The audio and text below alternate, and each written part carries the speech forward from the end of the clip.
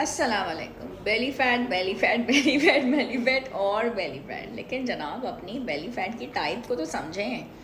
हर belly fat को green tea नहीं कम कर सकती और हर बेली फैट को दालचीनी वाली चाय भी कम नहीं कर सकती। बेली फैट की भी कोई उसकी भी अक़साम है और बेली फैट भी बड़ी सेंसिटिव हो जाती है। ठीक है, अब उसको आपने आइडेंटिफाई करना, लेट्स गेट सीरियस, आइडेंटिफाई करना ज़रूरी है। अगर आपके कॉर्टिसोल लेवल्स बढ़े हुए हैं, आप उसकी वजह से डिप्रेस भी रहते हैं, तो तब ग्रीन टी वाली जो कहवा है ना, तब जाके इफ़ेक्ट करेगा और आपके बेली फैट को कम करेगा। तो जाके जनाब अपना कॉर्टिसोल लेवल चेक कराइए। अब पीसीओज वाला आपका बेली फैट है और आपका, तो फिर दालचीनी वाला कहवा जो है ना, वो फिर आपके ऊपर रिजल्ट लेके आएगा। इस तरीके से नहीं होता कि हर बेली फैट, अब थायराइड हार्मोन्स आपके सारे डिस्टर्ब्ड हैं और उसमें बेली फैट है, तो फिर जो साबुत सूखा धनिया है उसके वाला कहवा आपके ऊपर रिजल्ट लाएगा। थायराइड हार्मोन्स अगर कम है ना आपके, और सारे डिस्टर्बेंस हुई भी, आपके टीएसएच बढ़ा हुआ है, तो फिर कोरिएंडर वाली चाय आपके ऊपर फ़ायदा देती है।